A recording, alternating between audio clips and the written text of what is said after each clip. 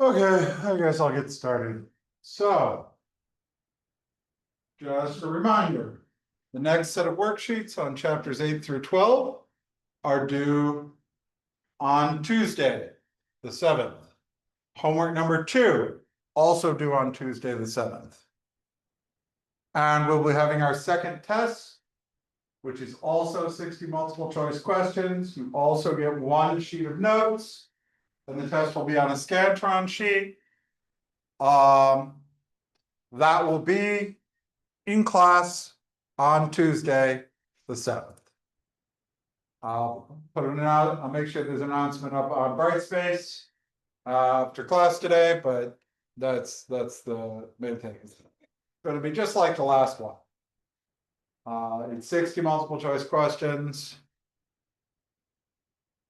We're using a Scantron. Yeah. I will have pencils if you need to borrow them.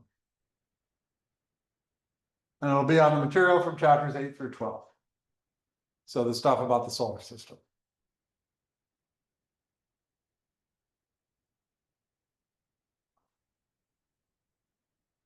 So we started chapter 15 and 16 on the sun. We're going to get back to that.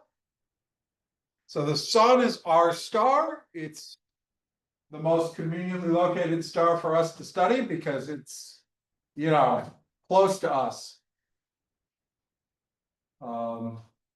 Let's put it this way. It's a little over 8 light minutes away instead of being a little over 4 light years away, just for a comparison. So, because the sun is close enough that we can actually study it, let's talk about its structure.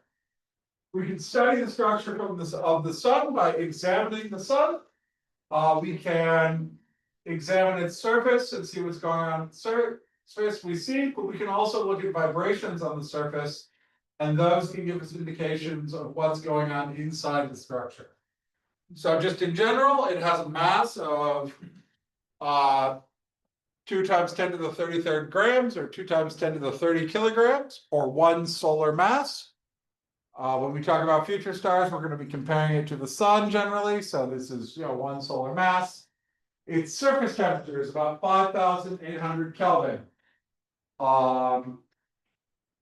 So it's almost 6,000 Kelvin at the surface.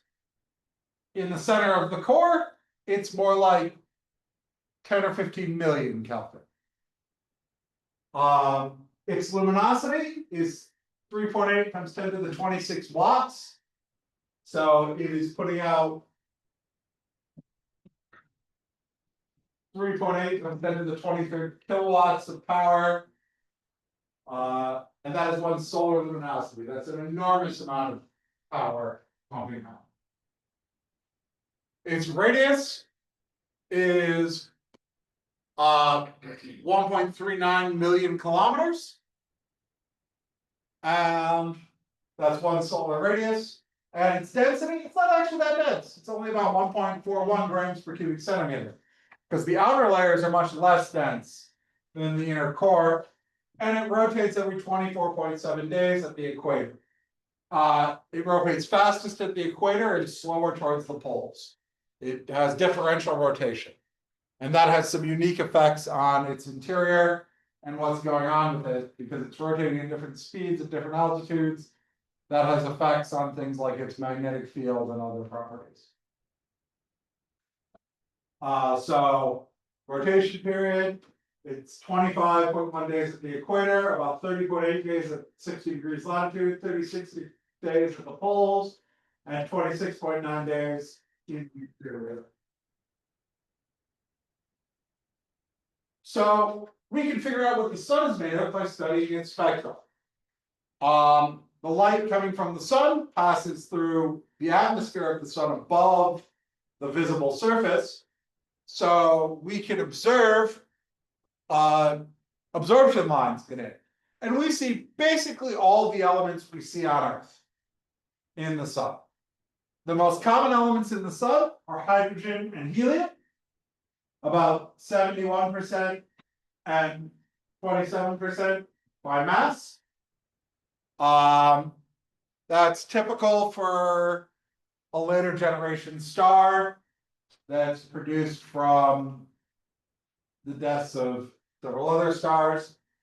So helium, for example, was actually discovered in the solar spectrum before it was found on Earth, because helium on Earth doesn't really stick around. It doesn't react with anything, and it's very light. So once it gets into the atmosphere, it tends to just leave. But there's a lot of helium in the sun, so it was identified in the sun, and it's actually named after the sun. Helium is named after Helios, the Greek god of the sun. And in 1925, Cecilia Payne-Gaspone determined the abundances of the various elements. This was a shocking discovery. It wasn't believed to be correct at the time because the distribution was very odd. There was so much hydrogen and helium and so little other things like that. Our understanding of the interior comes from things like studying the vibrations on the surface of the sun, which we can do by actually studying the Doppler effect of the light of the sun for various locations. The center of the sun, we believe, is a dense core, where this is the region of energy production. This is where nuclear fusion actually occurs. It's the only part of the sun that is dense enough and hot enough to actually undergo the process of fusion that powers the sun. Above that is what's called the radiative zone. The radiative zone is an area where the energy released by the core, which is mostly coming out as gamma rays, is mostly transmitted by radiation.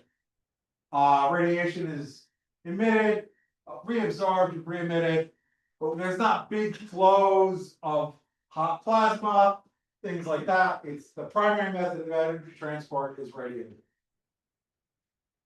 Then above that,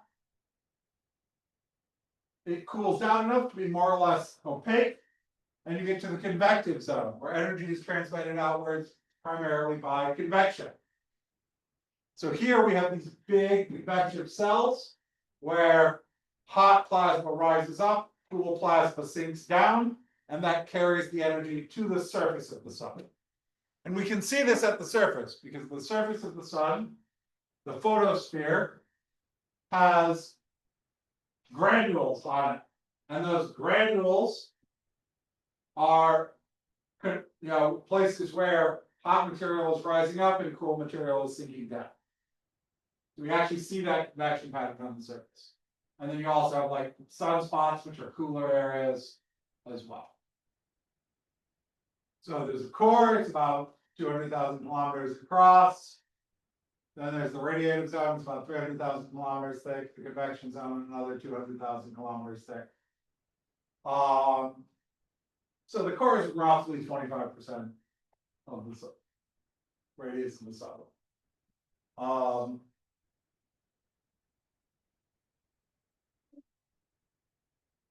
Then there's the photosphere.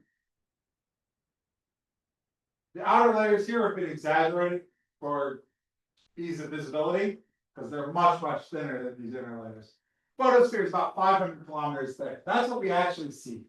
The photosphere is just the layer where the sun becomes opaque, where it's emitting enough light that we can't, and it's dense enough that we can't see through it anymore.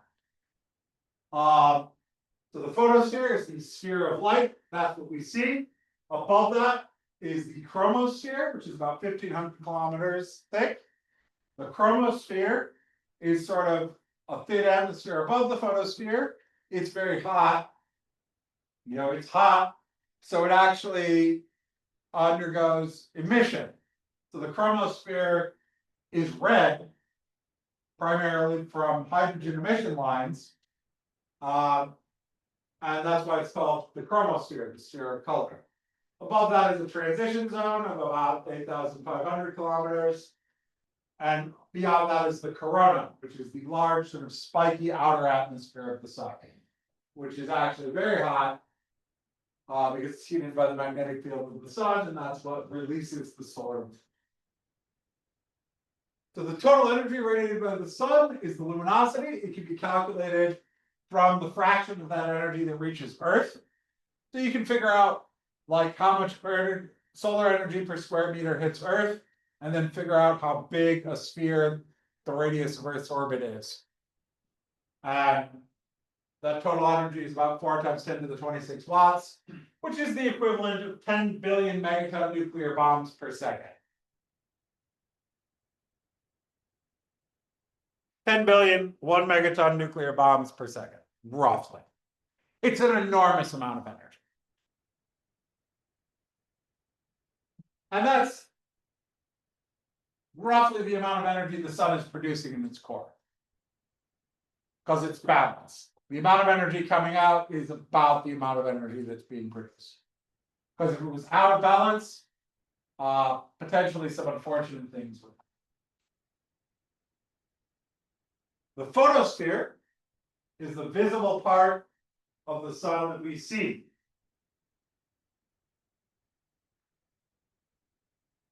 This radiates the energy that's generated below. No energy is generated in the photosphere. Pretty much all the energy in the sun is generated deep within in the core.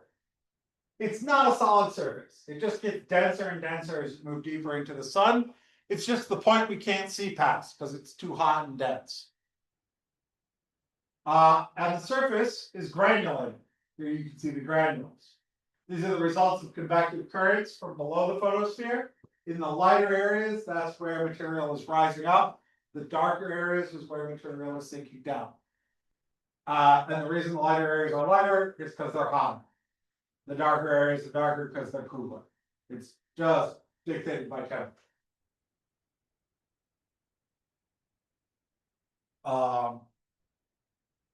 The chromosphere is the inner layer of the atmosphere of the sun. It's fainter than the photosphere. It's also hotter than the photosphere. It's about 10,000 degrees Kelvin. It's called the sphere of color because it has a red color from hydrogen emissions, you can see in this image. Normally, you can't see the chromosphere because it gets washed out by the photosphere, because the photosphere is much brighter. So this was originally seen during a solar eclipse where the photosphere was blocked out by the moon, but you can see the chromosphere around the moon, because again, the chromosphere is bigger than the photosphere. For scientific purposes, it's often, you can study it with a filter like you see here, or you can study it by blocking out the photosphere with basically an artificial eclipse. You put a solid disk in the way, so you only see the edges. And then beyond the chromosphere, past the chromosphere, there's a transition region where the temperature rises sharply, leading to the corona. And by doing spectral analysis, that can tell us what elements are present, but it only tells us what elements are present in the outer atmosphere of the sun, in the chromosphere and the photosphere. So if certain elements are present much deeper into the sun, but aren't making it out to the surface, we're not seeing. And the chromosphere is above the photosphere. It's difficult to see directly as the photosphere is too bright, unless the moon covers the photosphere and not the chromosphere during the eclipse, as you see here. And when there are small solar storms in the chromosphere, we see these spicules, these spiky structures coming out of the surface of the sun.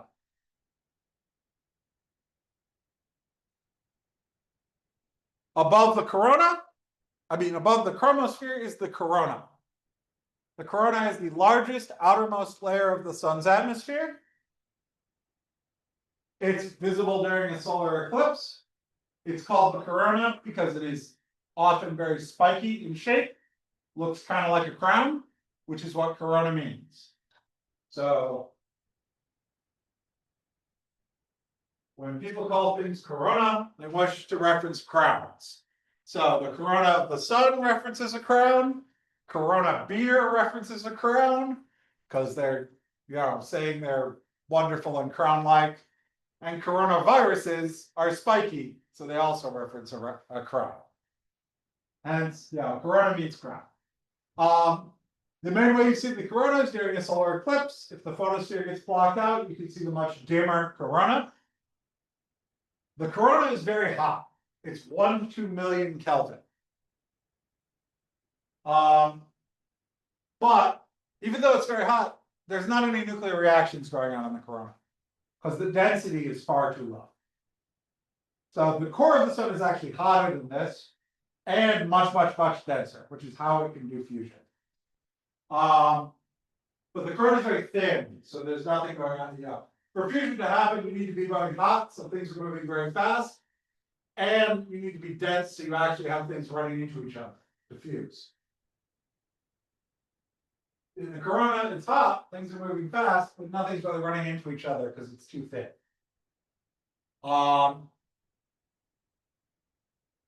So here you can see a very nice spiky version of the corona during a solar eclipse if both the photosphere and the chromosphere are blocked. Because again, the corona is much dimmer than the photosphere and chromosphere, though it is a lot bigger.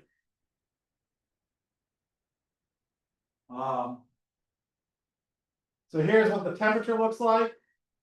There's a dip in temperature entering the chromosphere, then it warms up, and then the transition zone is where it gets quite a bit hotter, and then you get to the very hot corona. So because the corona is much hotter than the layers below it, it has to have a heat source. This is probably being driven by the magnetic field of the sun, electromagnetic interactions with the magnetic field of the sun. Because everything in this is a plasma, it's all made of charged particles. So it's interacting with the magnetic field of the sun and being probably being energized out. Now, the corona leaks.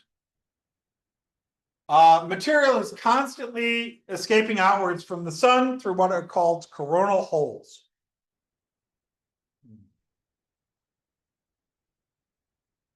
The sun, in fact, loses 1.5 million tons of material every second.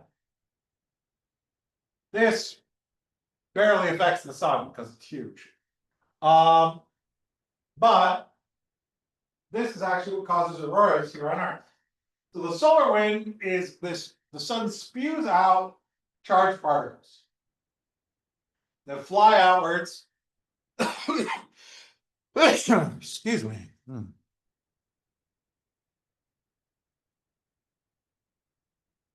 And impact stuff. So this is the corona. These, when they reach Earth, they get redirected by Earth's magnetic field. And if they slam into the atmosphere, they will excite oxygen and nitrogen atoms in the atmosphere. The oxygen atoms glow green, and you get auroras that look like this. You can also get blue ones.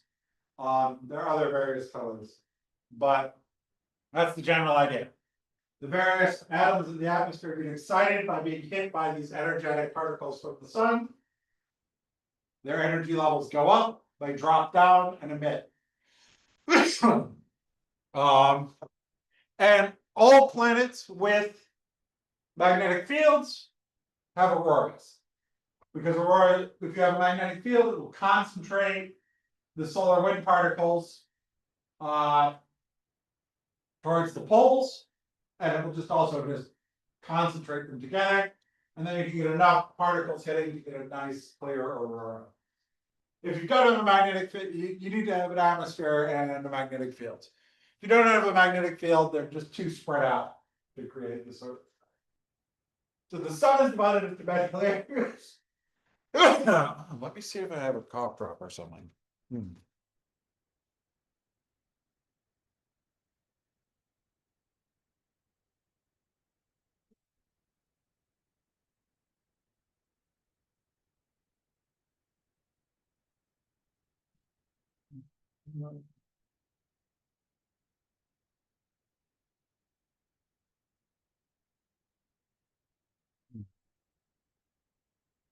Like ginger kingdom.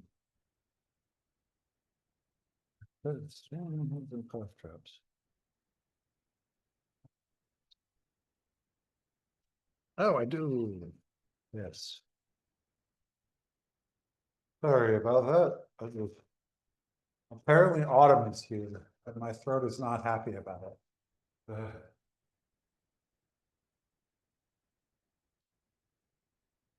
So the sun is divided into many layers, but it doesn't have a solid surface, and we can't directly view the inner layers.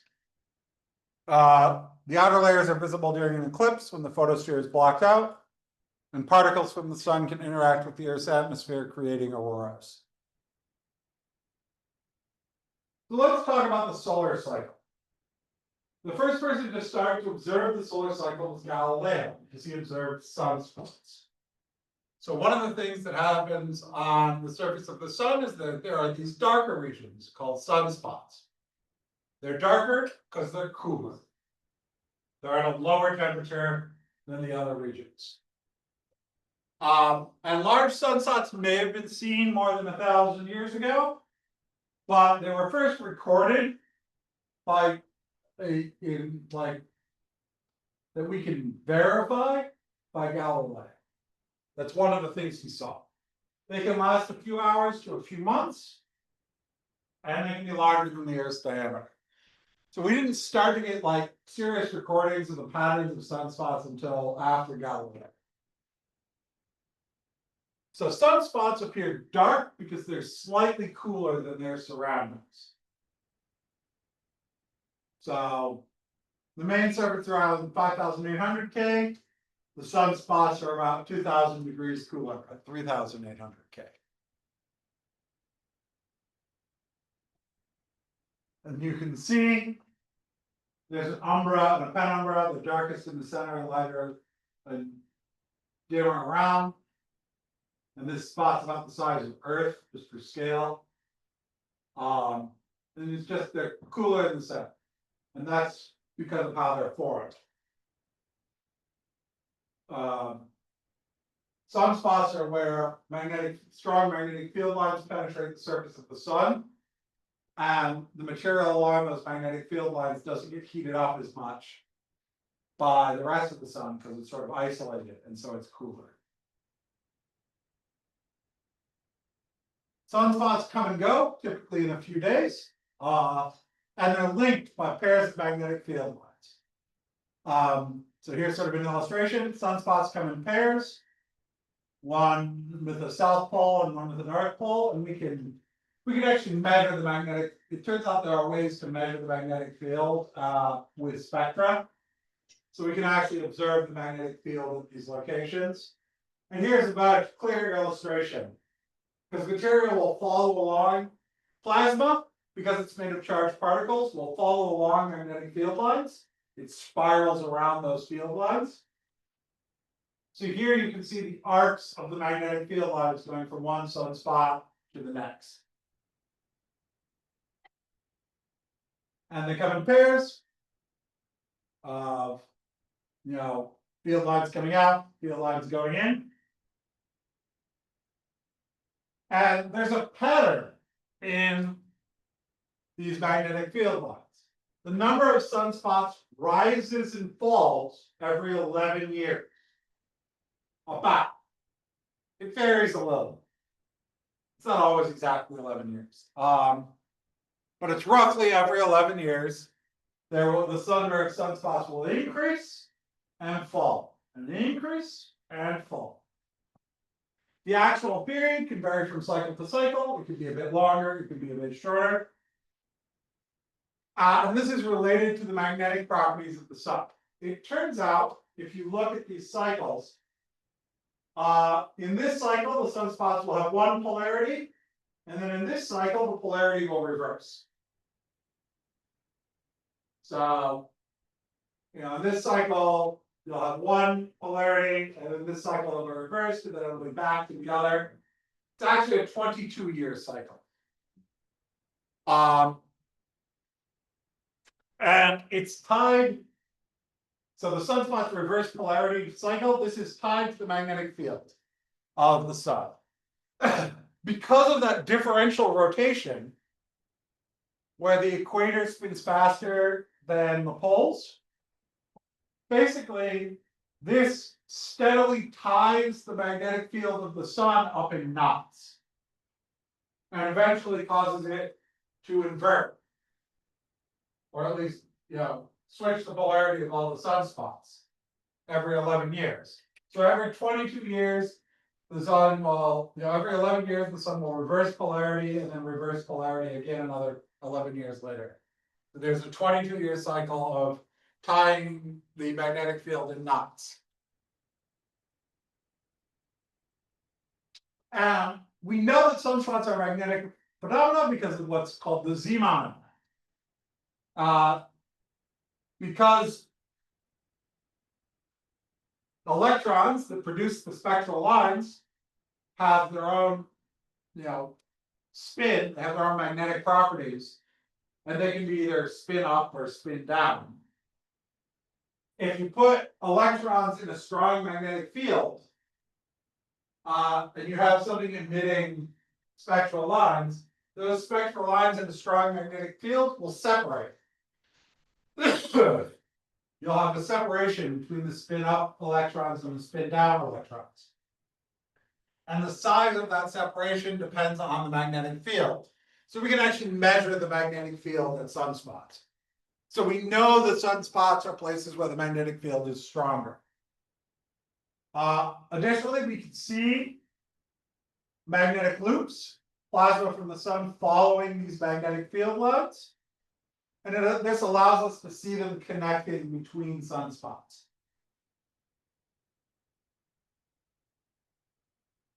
So yeah, if you put something that's creating an emission spectrum in a magnetic field, you can actually separate the lines as you increase the strength of the magnetic field.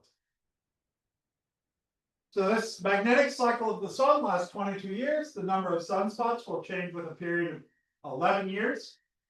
And the location on the sun also varies. So here is something like a couple hundred years worth of sunspot cycles. It's going from 1870 to 2010.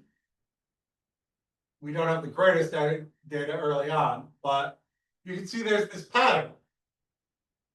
As the sunspots at the beginning of each cycle start further north or south, further closer to the poles.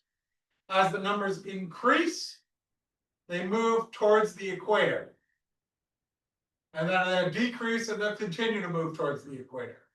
So at the beginning of the cycle, they're the furthest from the poles. At the end of the cycle, they're the closest to the equator. You get a lot more in the middle. This is called the Maunder butterfly diagram that shows this pattern. And the polarity of the sunspots switches at the end of each cycle. So if this cycle had one polarity, this will be the opposite. This will be back to the first. So if this one had, north, this would be south. This would be north. This would be south, and so on.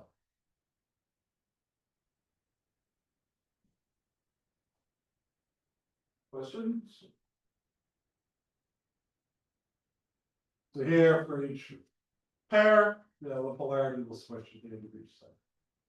This is because of the formation of the sun's magnetic field. So turbulent layers of gas in the sun generate electric currents which form the magnetic field. But because the sun doesn't rotate like a solid object, rotates faster at the equator than the poles, this drags the magnetic field with it and knots it up and kinks it. And those kinks poke out through the surface, creating sunspots. And eventually, they get tangled up enough that the magnetic fields basically snap and realign, and the magnetic field stabilizes back to something more like this, but maybe reverse. So the rotation of the sun drags the magnetic field lines around with it, and this causes kinks. Those kinks cause sunspots. And that's what we see. There are also some longer term patterns we see with sunspots. There was what's called the Maunder minimum. Between about 1650 and 1700, there were very few sunspots. And interestingly, this corresponded to a period that was quite cold on Earth. It was called the Little Ice Age. It's called the Little Ice Age sometimes. But the connection there is not well understood. Because the problem is, if there's a correspondence between dips in sunspot and cool periods, we really only have one dip. We just don't have enough data on sunspots. We have good data on temperature going way back, but sunspot, all of our sunspot data starts, in the 1620s or so. We don't have any data from before that. And there hasn't been another dip like the month under minimum. And so we don't know how often something like this occurs. We have a very limited amount of data. And there's a thought that it may be associated with a dip in temperature on Earth, but there's a lot of debate about that. Especially because that little ice age maybe wasn't so cold planet-wide, but it's just very complicated. It was particularly bad in Europe, but it may not have been so bad elsewhere. So sunspots are cool, dark regions in the solar photosphere. They come and go in an 11-year cycle, but the 11-year cycle is each half of a 22-year magnetic cycle of the sun, where basically each half is the reverse of the other, and they look the same in sunspot count. Sunspots and other solar activity are all driven by the solar magnetic field.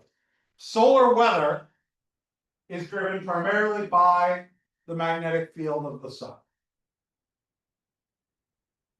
So solar activity in space weather is solar weather, is something we have to pay attention to because it can affect us here on Earth, especially now that we have a lot more electronic and technological devices, which are more easily affected by, massive pulses of charged particles coming from the sun. So solar activity is a bit like weather on Earth. There are things like sunspots, solar flares, solar prominences. All of these are related to magnetic fields. So sunspots are cooler than other portions of the sun's surface. They're around 4,000 Kelvin instead of around 6,000 Kelvin. And they are regions with strong magnetic fields. Again, we can measure them by observing the splitting of spectral lines. So outside of the sunspot, we see a single spectral line, but inside the sunspot, you can see it splits into several lines. So very strong magnetic fields will split the absorption lines or the emission lines in various spectra, because they change the energy levels of the individual electrons. And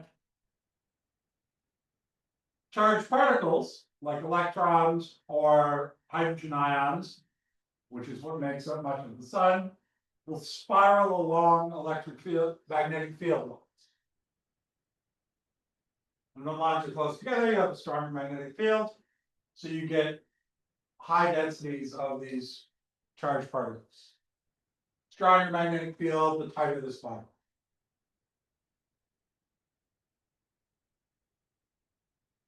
And we see loops of bright gas often connecting sunspot pairs because the magnetic field is trapping this gas.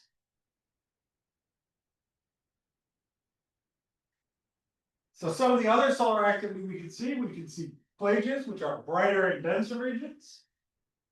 Think these are some plages. In the brighter, denser regions, sort of the opposite of sunspots. We could also see prominences like this. Large sheets of ejected gas. So areas around sunspots are active, and we can see large eruptions of material. Because sunspots are signs of instability in the solar magnetic field. So here is the prominence, this large sheet of ejected gas or loop of plasma lifted off the surface. They have dramatic large arcs. This is a flare, which is sort of a large explosion on the sun's surface that emits an amount of energy similar to a prominence, but very fast, in seconds or minutes rather than in days or weeks. So a prominence is a big arc of material lifting off the surface, being cool and dramatic. A flare is a big boom. So here's a solar flare. And then lastly, there are coronal mass ejections. This is when large quantities of material from the corona get spat out in a big lump at high speed, and these can cause dramatic effects on Earth. So this is the solar corona. It appears very bright in X-ray photos in places where the magnetic field traps hot gas. And you can have a coronal mass ejection, which is a large blob of charged particles that flies out. And if that hits Earth, we can have very dramatic like solar storms, so effects on Earth. So coronal mass ejections send bursts of energetic particles out through the solar system at very high speeds, and they're also charged. So coronal mass ejection will emit this blob of charged particles, which will interact with Earth's magnetic field, and you get a magnetic storm. This can damage satellites and other sensitive electronics because you have these massive, highly varying electromagnetic fields. The most dramatic of these was back in, it was 1850 or so. There was a solar storm that was so powerful it caused telegraph equipment to spark, and there were auroras visible in Hawaii. So this is the solar wind. So there's this stream of particles from the solar wind, gets trapped by magnetic field and mostly redirected to the poles. They can bounce back and forth within the magnetic field and be trapped in what are called the Van Allen belts. And then when those interact with the poles, you get auroras. They can disrupt power grids. They can disable communications satellites. They are something we have to plan for at least. The solar wind escapes from the sun mostly through coronal holes, which can be seen in X-ray images. Because again, the corona is very hot, so it emits primarily the X-rays, but it emits strongly in X-rays. So see these gaps, these dark areas, these are coronal holes. And these are 2 days apart, so the hole is sort of moving across. And where there are these holes, the particles aren't trapped and they are flung out into space. So the solar corona changes along with the sunspot cycle. It gets much larger and more irregular at the peak of the sunspot cycle. So that's when you're going to have a lot more of the space weather where stuff is being flung out from the sun, affecting us on Earth. So the sunspot cycle and the activity on the sun is actively monitored by this, our space weather service. So solar flares, coronal holes, and coronal mass ejections can all affect Earth because they can emit enough charged particles that are carried across space to hit Earth. So in 1859, the coronal mass ejection was directed towards Earth. It overloaded Earth's magnetic field. And aurora were visible as far south as Hawaii, which is at the Tropic of Capricorn. No, Cancer, sorry. But I mean, it's in the tropics. There were auroras visible in Hawaii. There were like visible sparks from telegraph equipment. This would be incredibly disruptive in the modern day. Because, in 1859, there weren't a lot of sensitive electronics around. There are now. So this would damage lots of stuff. And magnetic disturbances could seriously damage electronic equipment today. It wouldn't be an ultra disaster because we do know this can happen. We have some advanced warnings, so we can do things to protect ourselves from it. And the really important stuff is shielded. And this is tracked by the NOAA Space Weather Prediction Center. If you want to see what's going on there, it's www.swpc.noaa.gov. Though I don't know what shape that's in right now with how much the current administration has gutted things like the NOAA and the current shutdown of the federal government, but it's probably still around. So we can look at how solar activity varies with time. Here's a graph showing the number of sunspots and how it changes with time. Again, you see these peaks every 11 years. And then there are solar minimums when sunspots are rare. There's a cycle of approximately 11 years. And if you also look at the latitudes, we see that during this cycle, at the start of the cycle, you get sunspots further north and south towards the poles. And throughout the cycle, they move towards the equator, forming this sort of butterfly pattern. So sunspot groups show up closer to the solar equator later in each sunspot cycle. And the number of sunspots will rise and fall over this 11-year cycle. Then they vary from about 30 degrees north to about 30 degrees south. And there's a thought that there may be a connection between the solar activity and the climate on Earth.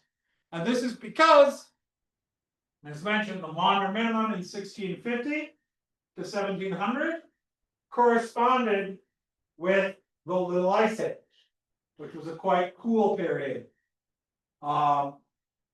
in Earth's history. So there's thought that there's possibly low solar activity corresponds to cooler temperatures. There have been other changes in the past. It's difficult in models to show an impact from solar activity. We don't have good evidence of more minimums, so this could just be a coincidence. So like, we know that there was a low here and a corresponding low in temperature, but that's our only real low that we've recorded in sunspot activity, so we don't know if it really is a correspondence. We just don't have enough data to get a good, clear picture. And unfortunately, we don't have a way to get solar activity from before about 1600, because it's just built off of recording what you observe. So here is again sunspot activity from various sources, and there is the Maunder minimum that was observed. And this is that Little Ice Age, which corresponds to around the same time.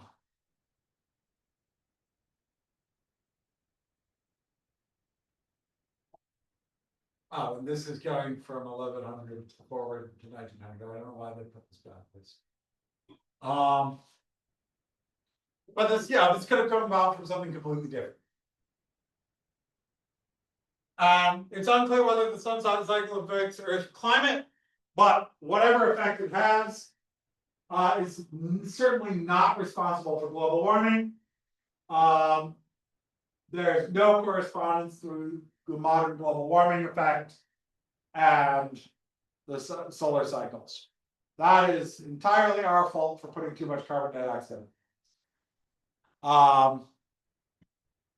So solar activity shows itself in a variety of ways, things like prominences, flares, and coronal mass ejections. Solar flares and coronal mass ejections can impact us here on Earth, mainly through damage to electronic devices, particularly damage to satellites, which are less protected because they're above a lot of the magnetic field. And there's a possible connection between solar activity and Earth's climate, but the connection is very much not certain. We just don't have enough data. So let's talk about how the energy of the sun is generated. This was difficult to understand even 100 years ago. So about 100 years ago, a little more than 100 years ago, we know it couldn't be burning in the traditional sense. That would only last a few thousand years. You can work out how long it would last from just like if it was something like coal burning.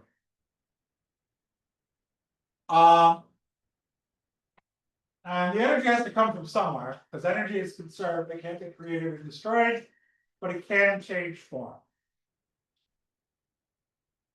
So in the mid-1800s, Kelvin and Helmholtz sat down. Kelvin and Helmholtz, very smart guy. Kelvin here is Baron Kelvin, the only person to ever be ennobled for being a scientist. He's the person our temperature scale is named after. They suggested the sun could be converting gravitational energy to heat. This was the method believed to cause the excess heat of Saturn. They worked out that you could get the energy we see coming from the sun by an average contraction rate of 40 meters per year, which would be basically invisible in diameter. The change in size would be unnoticeable. The main problem with this conclusion is that this would power the sun for 100 million years. And at the same time, around the same time, geologists were working out the Earth was significantly older than that.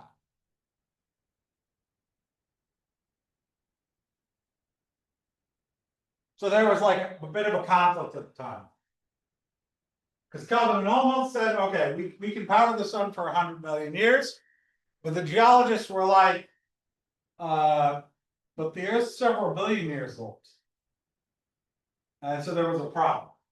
So this was sufficient for the estimated Earth of the age of the Earth at the time, because the discoveries that the Earth was modular to that were happening about the same time. But we now know the sun's about 4.5 billion years old. So that doesn't work. We actually now know that the sun's diameter remains roughly constant. In 1905, Albert Einstein, when working out his laws of working out special and special relativity, found that matter and energy are basically just different forms of the same thing. That you could convert energy into mass, basically. Matter can be converted to energy, and energy can be converted into matter. Now, it doesn't take a lot of matter to create a lot of energy. The equation that relates this is called, this is E equals mc squared. This is the rest mass energy equation. And you take the mass and you multiply by c squared. C is a big number. C is the speed of light. It's 300, it's 3 times 10 to the 8th meters per second. We're squaring it and multiplying by that. So a very small amount of mass can be converted to an enormous amount of energy. So for example, a paperclip completely converted to energy is the equivalent of 15,000 barrels of oil being burned. Now we have no method to completely convert a paperclip to energy. But we do have some methods that convert small amounts of matter into energy. So we can talk about elementary particles. So atoms are made up of 3 elementary particles. They are made of electrons, which have negative charge, protons with a positive charge, and neutrons, which are neutral. Each of these also has an antiparticle. The antiparticle of the electron is called the positron, because it is positively charged. or an anti-electron if you're boring. The antiparticle of the proton is just called an antiproton. The antiparticle of a neutron is called the antineutron. The anti-electron is positively charged, that's called a positron.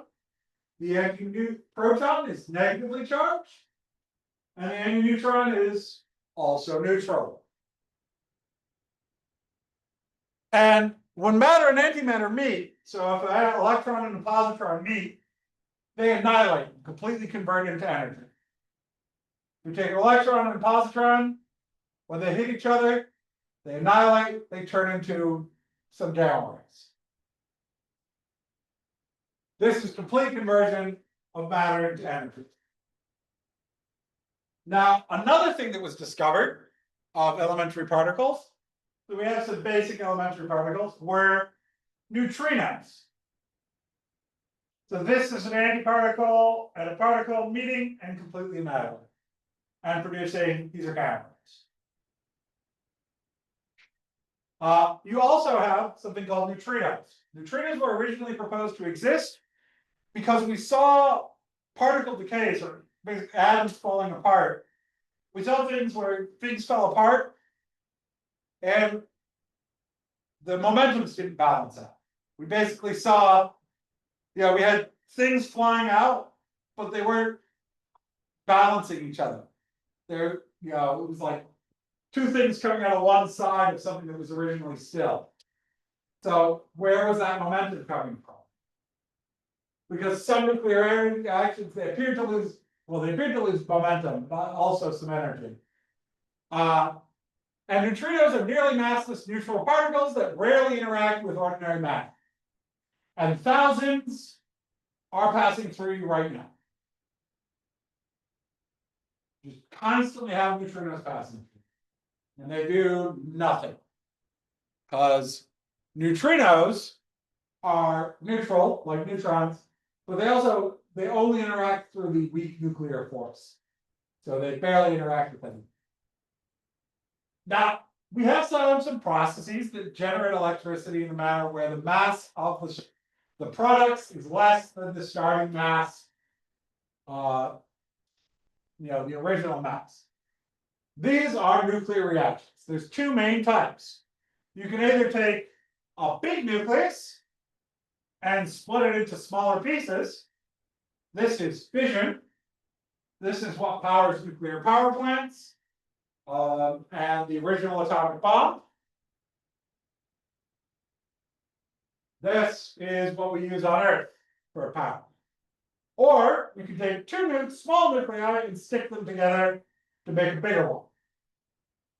So you can either start with something big and break it into pieces, or start with something small, two small things, and glom them together. Fission is what we use in nuclear power plants. It's also what you use in the original atomic bomb. Fusion is what you use when small nuclei stick together to make a bigger one. That's what the sun uses. That's what stars use. That's what thermonuclear bombs use, or H-bombs. But we have not yet successfully made something that could, where we have a controlled fission on Earth that outputs more energy than we put in. We can output more energy than we put in, but it has to be basically uncontrolled. That's a thermonuclear bomb. So, nuclear fission, we split large atoms like uranium or plutonium into smaller atoms. So here's an example. You have uranium-235, which makes up like 1% of natural uranium. Most uranium is uranium-238. When uranium-235 gets hit by a neutron, it becomes uranium-236, which is unstable, and wobbles around until it splits in half to form two fission fragments, and throws out a few extra high-energy neutrinos, which can then hit more uranium-235 and keep the process going. This releases energy in a nuclear bomb or a nuclear power plant. If you concentrate the uranium-235 a lot, So this chain reaction happens very fast. That's a nuclear bomb. If you only concentrate it a little, so this happens at a steady rate, that's a nuclear power plant. It's not useful for stars because stars are primarily made of lighter elements. Turns out when the universe formed, what we got was hydrogen and helium. We did not get uranium. But the other process, we can fuse light atoms, hydrogen, into heavier atoms. But there's a problem here. To do this, we have to take two nuclei, which are made of protons and neutrons, and slam them together so that they stick. So here's what they use in nuclear weapons or nuclear power plants. This is deuterium and tritium. This is hydrogen with an extra neutron and hydrogen with two extra neutrons. And we'd like to get these two to stick together, but they both have a positive charge. So they're constantly pushing apart. So you need very high temperatures. And in the sun, that's like 10 million Kelvin to 15 million Kelvin in the center of the sun. And very high densities. So you get a lot of tries. So high temperature gives you enough speed to slam these things together. High density gives you a lot of attempts. You know, they're going to hit a lot of stuff, so lots of collisions.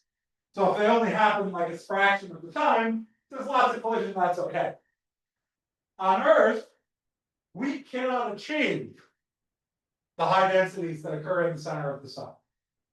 So we have to achieve actually an even higher temperature, which is why fusion power plants are so hard. If we want to do this in an uncontrolled way, we can do that. Because we can achieve high densities and high temperatures in an uncontrolled manner by basically using a nuclear fission explosion to generate those temperatures and pressures. So that's how thermonuclear weapons work. They use an atomic bomb as a negative to get high enough energies to cause the fusion. And then they use deuterium and tritium, which is like the easiest pair of things to fuse. So nuclear fusion requires that like-charged nuclei get close enough to each other to fuse. This can only happen if the temperature is extremely high.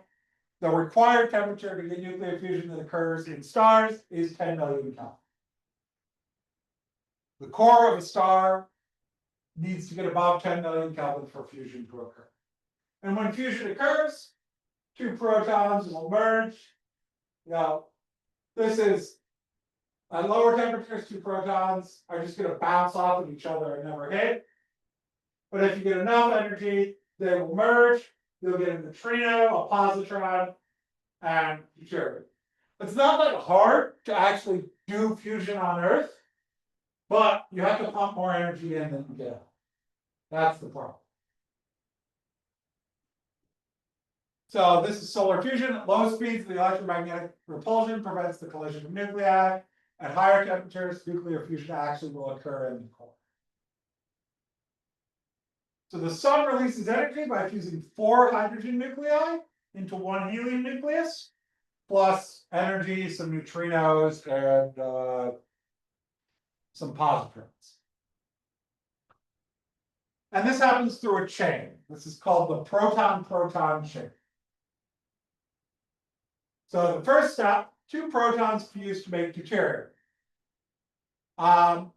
This emits a neutrino and a positron. Because the charge, because this is 2 positive charges and this is a positive and a neutral. So the positive charge has to go out somehow. So here's the neutrino. It also releases a neutrino. Because there's another thing that needs to be conserved. So it releases a positron, which preserves the charge, and a neutrino, which preserves lepton number. Turns out a positron has a negative lepton number, and a neutrino has a positive lepton number. But that means that, yeah, this constantly is producing neutrinos. Then you can have another proton merge. And this will form helium-3. So that's 2 protons and a neutron. And release gamma rays. So helium-3 is wonderful stuff. I studied some of the effects of helium-3 in my PhD research. It's incredibly rare on Earth because pretty much all the helium on Earth comes from radioactive decay.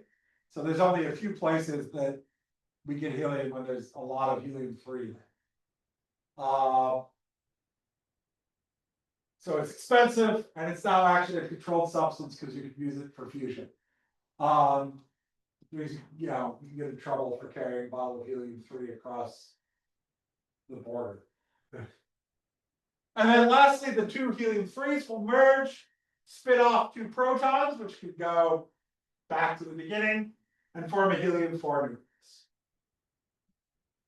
So this generates, there's 2 of these that each generate a positron and a neutrino. These mergers each generate a gamma ray, and this pumps out energetic protons, so some energy. So the overall reaction is 4 protons in, 2 gamma rays, 2 neutrinos and 2 positrons, and a helium nucleus out. And if you add up the mass of all of this stuff, it's less than the mass of the incoming stuff, and that's what provides the energy.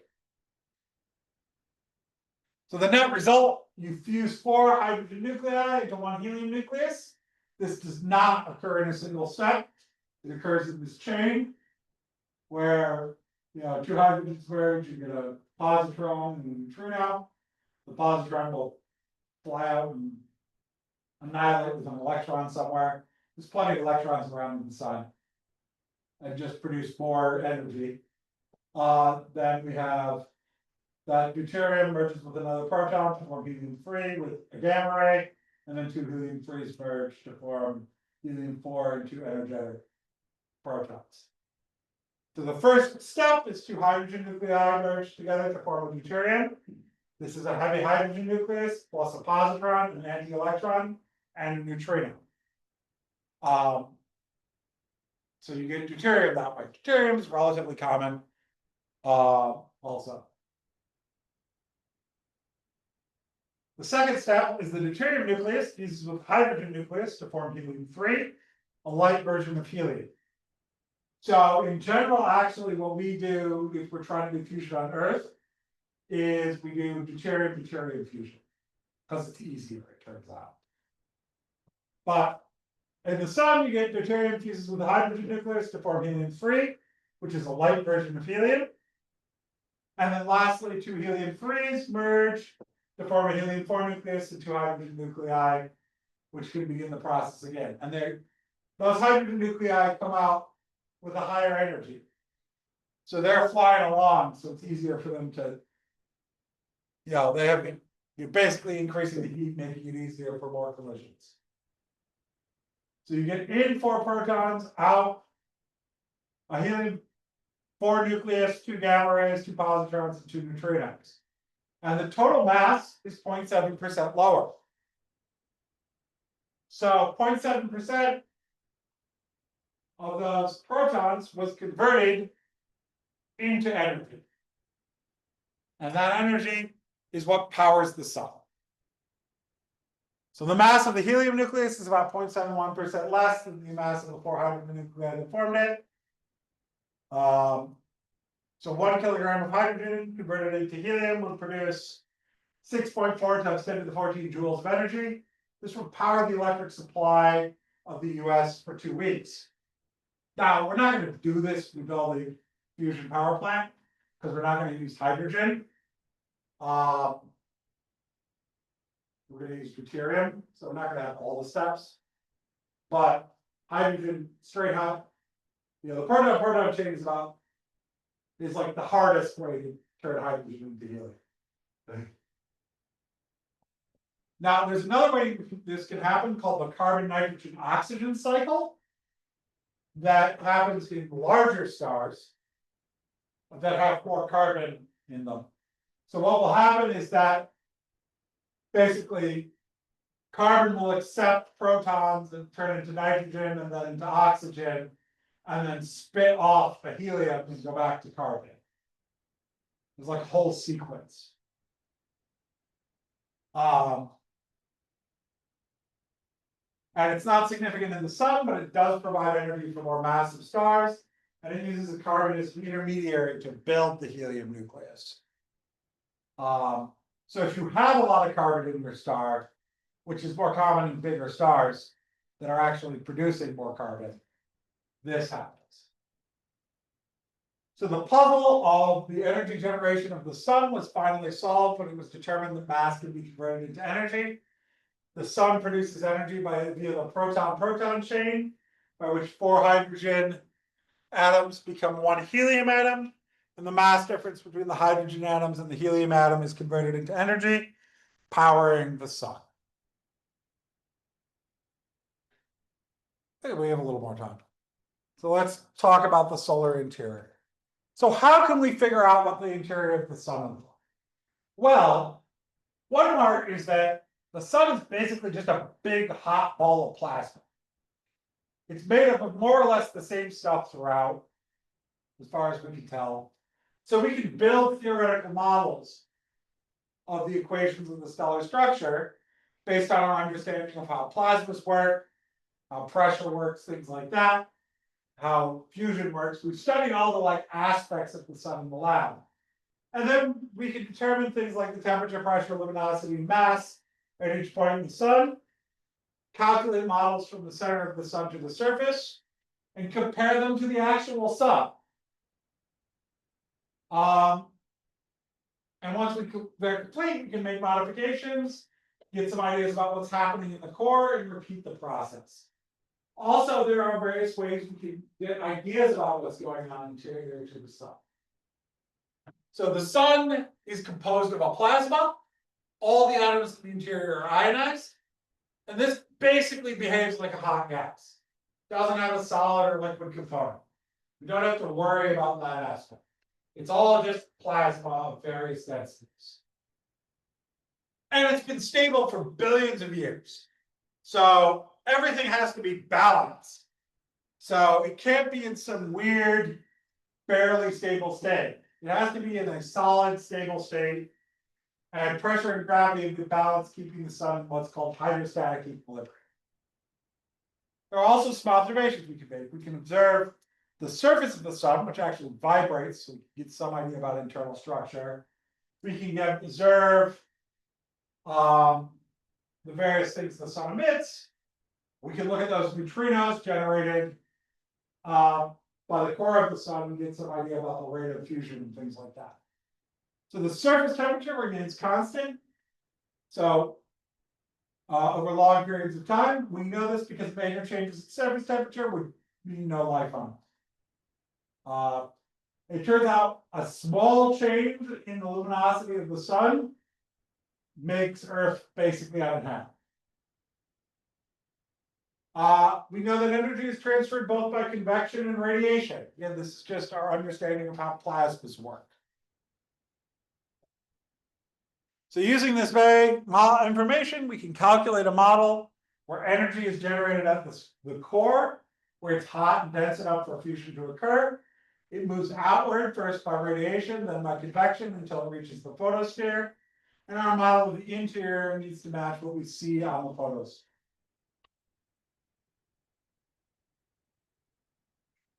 So we know that the sun is in equilibrium. So gravitational force needs to be balanced by outward pressure from the fusion of the core. And there's effectively a solar thermostat, where if there's a decline in the temperature of the core will contract and heat up, restoring the fusion rate to normal. If there's a slight rise in the core temperature, it will expand and cool down, causing the fusion rate to return to normal. And I don't think we have time to watch this, so I'll stop here for today. Just a reminder, and we'll go back over this. Just a reminder before you head out. Worksheets 8 through 12 are due on Tuesday. Homework number 2 is due on Tuesday. Our second test on chapters 8 through 12 will be on Tuesday. That is all the stuff about the solar system, but not any of this stuff about the sun. So the stuff we got through up to on Tuesday this week. It'll be 60 multiple choice questions. You get 1 sheet of notes. It will be on a Scantron sheet, just like the last one. Any questions about anything? Okay. Have a nice day. I'll see you all next week on Tuesday for the test. Remember, you need a pencil.